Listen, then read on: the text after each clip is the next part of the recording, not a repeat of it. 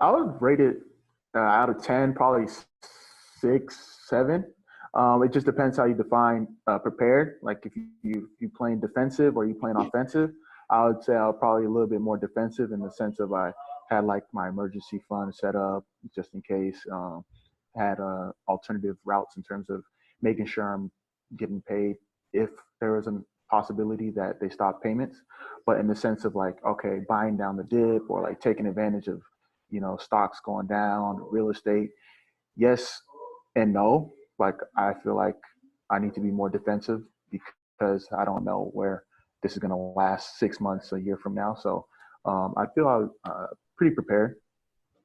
Yeah, I fixed up my LinkedIn. Always redoing that. Redid my resume. So yeah, I feel pretty prepared. Okay, so if the season does not resume, you're fine, Yeah, I'll be fine. Yeah, for sure. Yeah. and you'll be good to walk away. Yeah. I feel like right now I already have one foot out anyway. So you got to in sports. You always have to be ready. So yeah, I feel like I'd be good to walk away. Like not where I want to be, where I could just retire and be in the Bahamas. But yeah, I'd be good for sure. Okay, so I want to know, how did you find yourself in a situation of having a credit card as a college student? For real. Well, this is I might be dating myself a little bit, but there's some more regulations now where it's harder to get these credit card companies were preying on college students, and so this was I think '99 when I was a college freshman, when I was like, oh, this really 18%, that's great, let's do it, and so that's how that started, and yeah, that lasted for 2.5 years, and you got cut those up as quick as I could. Yeah, I have an interesting story about that. My freshman year, that was the big thing. You applied for a credit card and you would get a free Domino's pizza. And like a lot of the athletes, they flocked to it because the food in our, we call it a refactory, the food there was not that great. So you're like, oh, I just got to sign up, fill out this piece of paper and I can get a free pizza. Hmm. Cool. Yeah, no credit Hey, history, yeah, no whatsoever, credit history. It was and terrible. they're still They're going. buying Yeah, things. So this next question. good points. And in a similar way, where I think we all spent so many of our summers or off seasons at camps or playing travel ball, and didn't have jobs, and so coming into our own money when we get drafted was kind of new for everybody. And I think the big thing that I kind of learned was the and Amobi talked about it, was understanding kind of interest in specifically debt. Where I remember the first things I did when I got drafted was pay off these high interest credit cards that I had as a college student, and get myself an upgraded laptop, and that was probably the biggest thing. I tried to learn early is the acceptable debt, and then really bad debt, and as it relates to spending. And I think another good thing I eventually did, but I think I could have done a little bit better job with, advice I would give my younger self is don't get into any financial situation with an advisor where you're not comfortable asking any question, as stupid as you may think it is. And I'm in a great position, but I think I was 20, 21 years old, I was drafted, and there's certain things, you're coming out of college where you've learned, you've read all the case studies, and you know all these buzzwords, but in terms of its actual application to your money, you're a little bit hesitant to ask some of these things that might be perceived as dumb questions.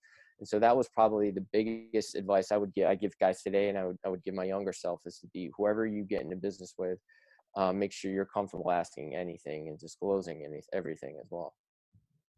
Okay, so I want to know, how did you find yourself in a situation of having a credit card as a college student? For real.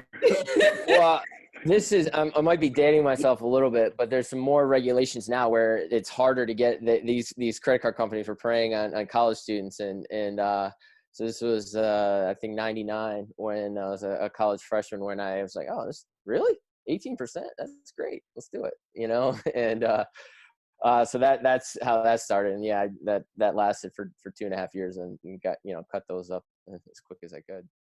It had a huge piece to it. One of the things that, from my story earlier and not really understanding how how I could leverage, well, the opportunity that was presented being a professional athlete, given, I signed 3 deals while I played. And really understanding was early on, I didn't understand and I didn't have the right people around me. And so when I began to network, like Brendan was saying, and start positioning myself and start talking to, and I hired a financial advisor, and there was a teaching component to that relationship. It wasn't just that he was managing my money, but we would sit down, you know, every quarter and we would go over my finances. I was on a budget. And then I started understanding what the stock market was about. Then I started understanding what investing in different businesses and different opportunities was about. Then I started understanding how to read business plans. And that started opening up my mind to realizing, okay, there's so much more that I don't know. And so when I did walk away from the game, I saw an opportunity that, okay, the best way for me to transition is to really get caught up. I understood that my peers, the one that I went to undergrad with, whether they were athletes or they were regular students, they had a head start. They had a 10-year head start on me in the workspace.